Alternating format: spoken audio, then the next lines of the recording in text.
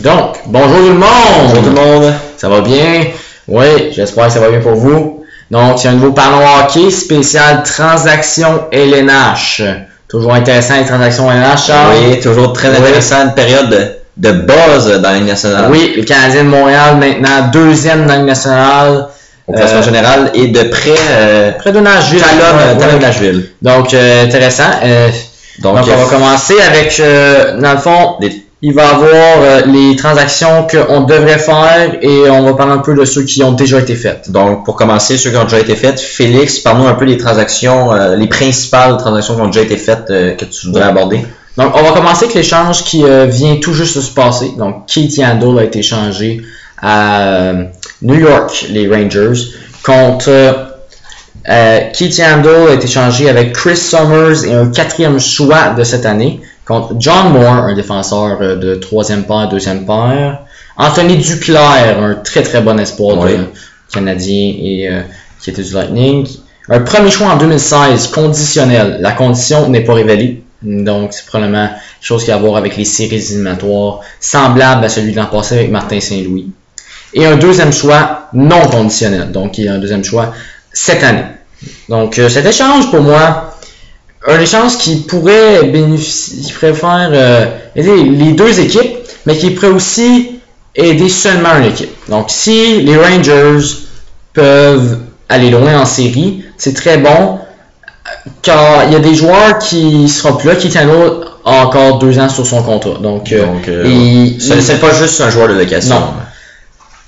Mais c'est sûr que cette année, c'est l'année, parce que Henrik Lundqvist ne rajeunit pas. Non.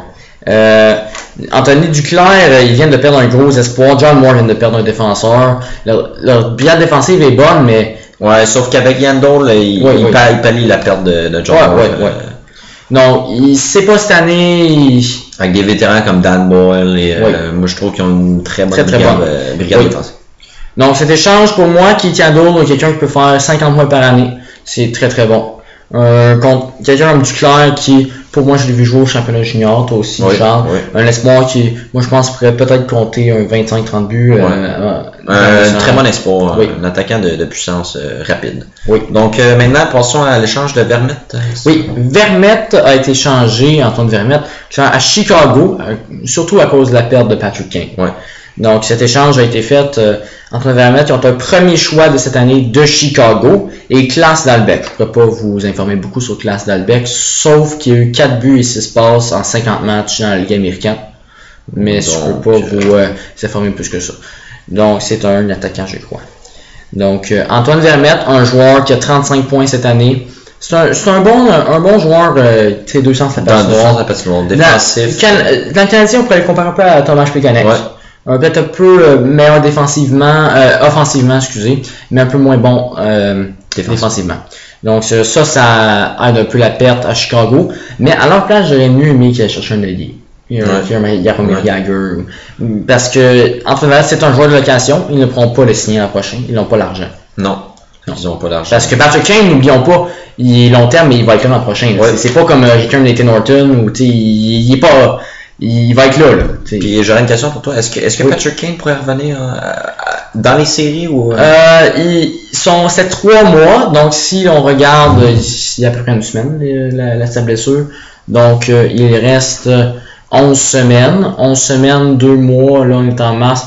Il pourrait être là pour la finale de la Coupe Stanley. Donc c'est pas beaucoup de chance. S'ils sont chanceux pour la finale de la Coupe Stanley. Ça, si tout va bien. C'est une très grosse perte pour les Blackhawks. Oui. Bon, maintenant, passons à l'échange du Canadien. Oui. Jirgé Secache contre Devante Smith-Pelly. Oui. Donc, Félix, dis-nous-en un peu plus sur cet échange. Moi, cet échange, j'ai été très très surpris quand j'ai entendu. Moi aussi. Jirgé Secache est un joueur que moi, personnellement, j'aimais beaucoup, mais qui ne faisait pas bien utiliser avec Michel Therrien. Michel Therrien n'aimait pas son style de jeu. Il n'était pas personnel contre lui, mais n'aimait pas la façon dont il jouait. Devante Smith-Pelly, je l'ai vu jouer 2-3 matchs avec le Canadien, et je trouve qu'il m'impressionne beaucoup avec ses plaquages, son énergie, avec tout ce qui entoure le côté physique du jeu défensif. Un vrai bon gars de troisième trio. Troisième trio, parfait. Ouais. Je crois qu'il pourrait jouer sur le deuxième trio. facilement. Pour remplacer. Mais il faudrait qu'il travaille un peu sur son jeu offensif. Je crois que c'est très possible pour le Canadien. Donc, moi, je crois que ça peut être bon pour les deux équipes. J'ai seulement peur à ce que Jiri Sekant joue avec Corey Perry et Ryan Getzlaf.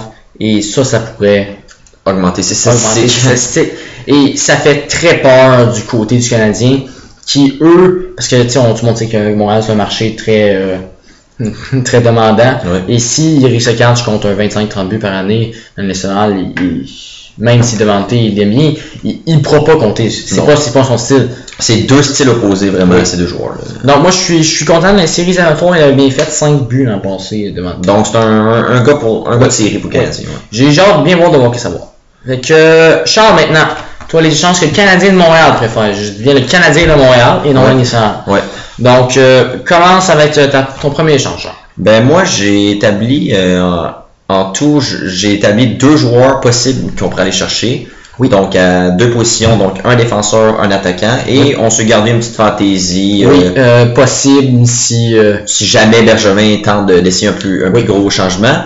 Sinon, ben moi j'y allais avec Zbigniew Michalek, un défenseur des Coyotes de l'Arizona. Il pourrait facilement entrer sur une 3e paire à Montréal, je pense bien. Peut-être même la 2e paire. Ouais, peut-être même la 2e paire, tout d'un coup que on veut reposer Gonchar, quelquefois. C'est ça, ou même. Donc moi pour ça je donnerais LR. On tente vraiment d'échanger LR sur un deuxième trio, on le montre aux équipes. D'après moi, avec un LR, un choix de 2e ronde en combien de ça, je crois que Zbigniew Michalek est atteignable. Est-ce que le 2e de Buffalo ou notre 2e à nous? Oh, c'est une bonne question. Je pense le 2e à nous. Je pense que je garderais celle de Buffalo. 56e à peu près. Plus que Buffalo, ils vont être probablement plus... 31. Donc c'est ça. Donc je donnerais le nôtre et LR pour Zbigniew Michalek. Oui. C'est que ça, c'est pour les défenseurs. Je pense pas que les défenseurs à la nationale, je pense on a fait le tour. Là, sinon, à la position de l'attaque, Chris Stewart. Oui, Chris Stewart, je pense que ça peut être un joueur d'énergie vraiment, un peu à la Devante Smith-Pelly, un peu d'un joueur de série qui pourrait être très bon, je trouve, pour les Canadiens. Puis pour ça, je donnerais encore l'Arcellaire et un choix de 4e ronde pour Chris Stewart. Puis je pense que Chris Stewart, en faisant sa job, en apportant de l'énergie, c'est un gars de série qu'on désire comme Boston et des équipes physiques comme ça, c'est sûr que ce serait très important d'avoir. Et si on avait Chris Stewart, où que tu le ferais jouer? Moi, je le ferais jouer... sur le premier trio, parce qu'on l'a vu à Saint-Louis qu'il a très bien joué quand il était sur le premier trio. Mais là, est-ce que Gallagher va sur le 2e? Ben moi, on connaît bien Michel Terrien, il aime bien changer les trios. Moi, je pense qu'on pourrait essayer sur un premier trio, voir. Et puis Gallagher, on pourrait le descendre sur le 2e trio. Avec Galchenyuk et Plekanec. Ouais, avec Galchenyuk et Plekanec, ça serait un très bon trio. Sinon, c'est pas grave, on pourrait mettre Gallagher sur le premier trio, le mettre sur un 2e trio, Chris Stewart, ou même sur un 3e en tout cas. C'est que moi je pense qu'il y a vraiment sa chaise à Montréal, il y a vraiment une place pour lui. Et pour terminer, une petite fantaisie, si Bergevin vraiment sort un lapin de son chapeau et pallie vraiment un manque du Canadien de Montréal. Oui. La position d'ailier droit du premier trio. Donc moi Jordan Eberle, ce serait un joueur que je viserais énormément. Oui. Et étant donné, c'est sûr qu'il coûterait bien plus cher qu'un gars comme Zbigniew Michalek ou Chris Stewart. C'est un autre monde. C'est ça, c'est un joueur vraiment réellement de premier trio. Pour lui, je donnerais Foucalé. Parce que les Oilers le voulaient au 37e choix au total en 2013 et les Canadiens l'ont repêché en 36e juste avant. Donc Foucalé, j'en ai Foucalé, puisque évidemment avec Carey Price on est en selle pour plusieurs années. Oui. Tenordi qui a bien gros de la misère à trouver sa chaise à Montréal. Oui, mais qui pourrait la trouver à Edmonton parce qu'il y aurait du temps de glace à Edmonton. Ça c'est sûr. À Edmonton, il pourrait exploiter son physique et un premier choix, donc Foucalé, Tenordi plus un premier choix, de cette année ou de l'an prochain? Parce qu'il y a probablement une différence, parce que peut-être que le Canadien pourrait refaire sur ses exploits cette année, mais ça me surprendrait qu'on soit aussi élevé dans le classement. Moi, ce sera un choix de 2016. Oui. Puisque cette année, 2015, ça va être un excellent repêchage. Oui. Évidemment, Connor McDavid, Jack Eichel. Mais probablement, vu que notre choix, ça c'est la spéculation, va être mieux placé l'an prochain, probablement que ça s'équivaut. Ouais, ça s'équivaut, mais il y a de très bons espoirs cette année. Donc, moi, je crois que Foucalé, Tenordi et un choix de première ronde de 2016. Pour Jordan Eberle, je crois que c'est faisable. Et je crois que les deux équipes auraient leur part de gâteau. Ouais, c'est ça. Donc, merci tout le monde. Et c'était un spécial transaction LNH par Parlons Hockey avec Charles Dropper. Et Félix Veillette. Oui. Donc, bon spécial de transaction. Oui. Levez-vous à 6h demain. Demain, restez connectés sur les transactions. Oui, donc, merci. Ciao.